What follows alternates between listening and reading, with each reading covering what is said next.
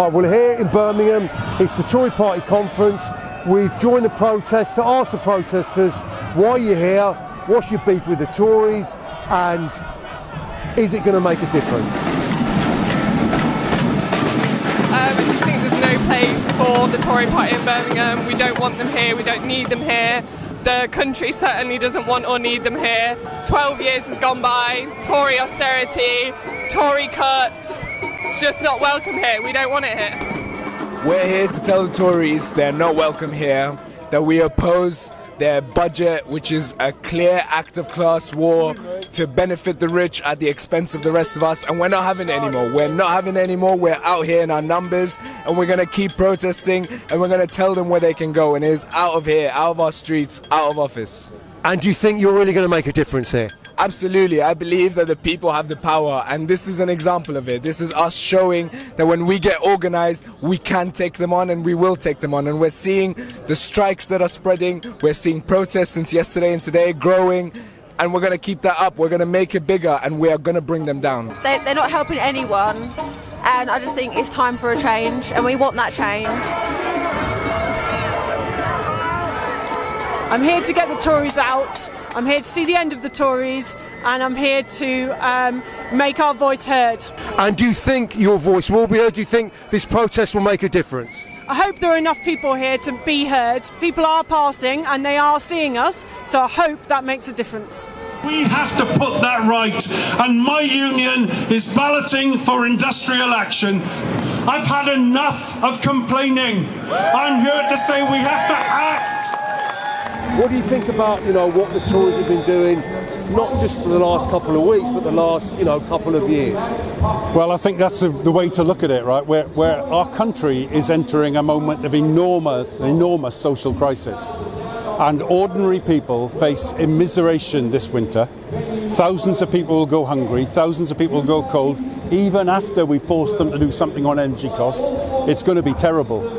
And what the government would have you believe is this is triggered by the war in Ukraine or the opening up of the economy after COVID. I think there's some truth in that, but you also have to see that it's been made much, much worse by what they did in that mini budget last Friday. And also I think you have to see that although it might be triggered by the way the economy's opened up after COVID, but the real problem in our country is wages have been held down for so long, held down since 2010. It's been the longest squeeze on wages for 200 years in this country, since the Napoleonic Wars. And that's what's causing the problem. 3/4 of children who are classed as being poor in this country have got at least one parent in work. So the parents are working. They're not poor because they're out of work. They're in work and they're poor. And their kids are hungry despite the fact that their parents have got jobs. Jobs are not paying enough in this country. Well, this is a part of a series of protests by various groups. People's Assembly Against Austerity, but there's also Enough is Enough, but also local groups. Because people are sick and tired of what they're getting off this Tory government. It's going to be the agenda of cuts in our working class communities. It's going to be a transfer of wealth from working people and even people on middle incomes now to the super rich. The uber rich in our society are going to be better off, and we're all going to be done down, and that's going to mean mass poverty in our cities, in our towns and our villages. So we've got to be part of a movement that fights that stands up for our communities, ordinary men and women and families and individuals across this country who need solidarity, and we've got to build a solidarity movement, which is this is part of, and that's why we're here to show the powers that be, the Tories in this country and the mass media, that we're not going away, that working class people are here as a force, and we're going to fight for our communities and our people. Well, for a party which says it doesn't believe in state intervention and redistribution of wealth, it's doing exactly that, except instead of redistributing it towards the poorest, most vulnerable people, what we're seeing is a massive transfer of wealth from the poorest, from the working classes, from the middle classes, to the most wealthy, small elite at the top of society. And they're doing it brazenly now. I mean, just in this week, when everybody knows there's a cost of living crisis, they announced a tax cut for those who are already earning over £145,000. That's £45 billion of tax cuts. And they tell us we can't afford to pay decent wages for people. They tell the working class that you have to be restrained in your ask. And we're here today to say we're not going to be restrained anymore. 10 years they kept wages down. You know, what people are asking for is reasonable. It's fair. It's not a luxury. People literally now cannot afford to heat their homes. Kids are going hungry. Well, I think basically today is just a measure of how, can I say pissed off? It is a measure of how pissed off people are with Tories. That their whole 12 plus years of reign, and before that as well, just the existence of Tories is just grossly vile. How people can care so much about themselves and so little about everyone else is beyond me. So that's, I think, what today is about, and it's great to see so many people here as well.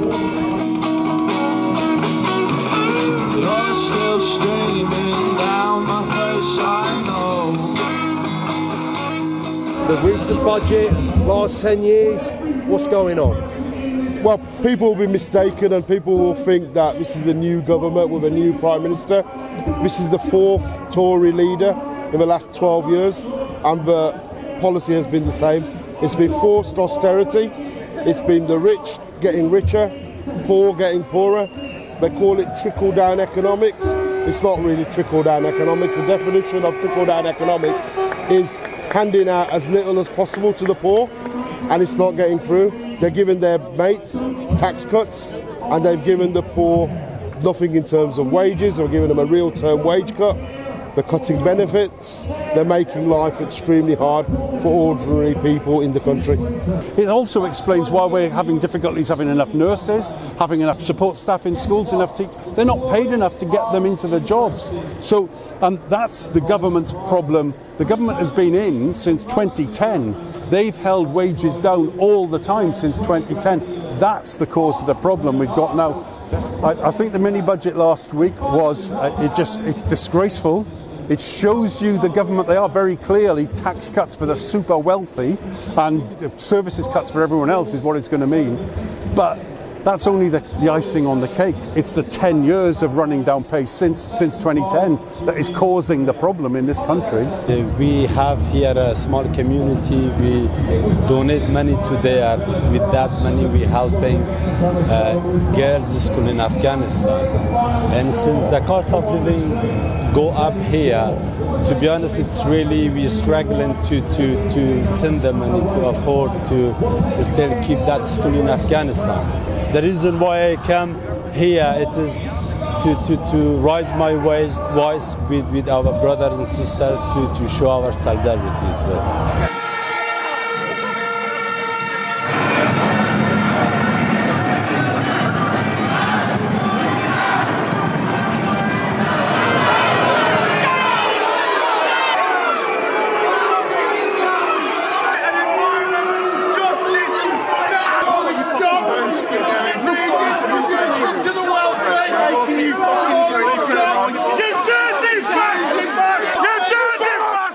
I think the mood of the public has changed over the recent years, and especially now with this cost of living crisis, people are really feeling the pinch. People can't pay their electricity bills, people can't pay their gas bills, people's wages are cut, everybody is on the verge of industrial action, whether they're nurses, whether they're lawyers, whether they're working in the railways, everybody is feeling it. And I think the public, once the public is outraged, you've seen in the recent opinion polls, the Tories have tanked. There could be a potential wipeout for the Tories if there's a general election anytime soon. But some people say, look, we've been here before, protests, strikes, demonstrations. Is it really going to change anything? Are we going to change anything? Well, we've got to change. I mean, we can't be full of, depression. We've got to lift ourselves up a bit. And what I think we've seen over the last few months is a change in attitude in the communities. People are telling us that they support the RMT strikes. We're getting a tremendous reception on the picket lines and on social media. The posties are getting that, and the telecoms workers. People are supporting them because they realise they're standing up for all working people. We all need a pay rise, whether you have got a full-time job, a part-time worker, or even people on benefits who maybe can't work or have gone past retirement age. We all need to keep up with prices. It's not our fault that inflation has settled in. It's not our fault that interest rates are going up. It's not our fault that housing is so expensive. So, no, it doesn't matter who you are, whether you're a traditional trade unionist, whether you're a youngster, whether you're from an ethnic minority, whether you're from a different religious group, new to the country. We're all workers. We've all got to make our way in society. We've all got to make our way in employment and in our communities. And we cannot be divided on whatever grounds they want to throw at us. So the job of the trade unions and the community activists and the political people that are politically aware, is to make everybody aware that unity is our hope and we will not be divided. So that's what it's about, and I can sense this is different now because we've got the unions taking action, we've got the community groups saying I want to get with you, and the unions are saying back to them, no matter who the politician is, whether it's somebody here in the Midlands, regional, city, parish, I don't care, or whether it's a national government of Westminster or in the nations in Wales and Scotland or wherever, you've got to deliver something for our people, our working people, and we won't accept more austerity and more cuts in our communities. Is it going to make a difference? Absolutely. The thing they fear is people coming together. We have had people suffering in silence. We've had mental health crisis, people anxious, people depressed. And the way the political culture has been for the last 40 years is to individualise it all.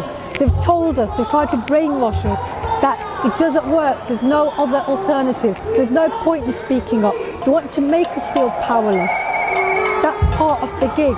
And this is what they actually fear. Number one, people waking up, standing together. They want to divide us. They want to say to nurses, actually, you don't deserve pay because somebody else has got worse pay. We're saying we want a levelling up, not a levelling down.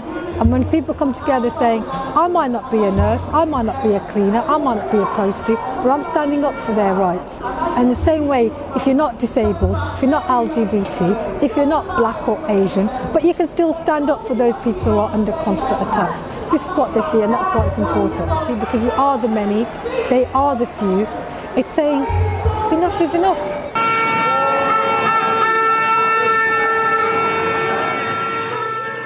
Tory party conference, why are you here? I'm here because I think it's time to stand up and say no to these decisive, selfish, greedy people that are running our country. Birmingham Tory party conference, why are you here? To tell the Tories that this is Birmingham, we are proud and we don't want them here. Because they want to ruin this country. They've already started and they want to finish us off. So why are you here today? I'm here to let the Tories know that we won't accept the way they have been killing older and disabled people through their policies. It's because the Tories are killing people. Tory cuts kill. The pandemic has shown the disrespect they have for disabled and elderly people. They've shown how they've let us die in the care homes and let disabled people die in their own homes. When people have to go to warm banks and food banks and then they're raising the cap on bankers' bonuses, that's fundamentally unfair. Unfair. That's why. It's an injustice. Do you think you guys are going to actually make a difference protesting? Sadly, probably not, no. We've been stuck in this cycle of Tories in power for the past 12 years, but it can't harm, they can't do any harm, so we have a right to a freedom of speech and we're here making the most of that. And do you think this protest will make a difference? I think it can. If enough people stand up and say, no, we're not having this, I think we can make a difference. I hope we can.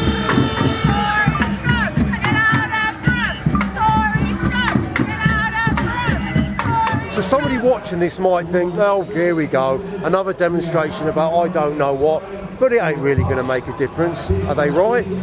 You know what? It depends on people's attitudes and general complacency.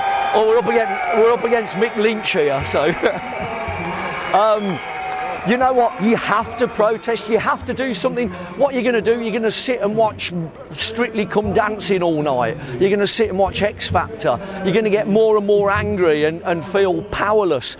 today is just and demonstrations in general. There's so many things that happened because of demonstration that would never have happened. And I'd take us all back to the suffragette movement. You know, that we'd never have gotten the votes for women. And okay, I know it took a while thereafter, but and protest and direct action are ways to make people listen who are deaf to the sound of justice, and that's what needs to happen. We need to open areas to the sound of justice, to fairness, and make sure that they get on board. And if they're not getting on board, get rid of them.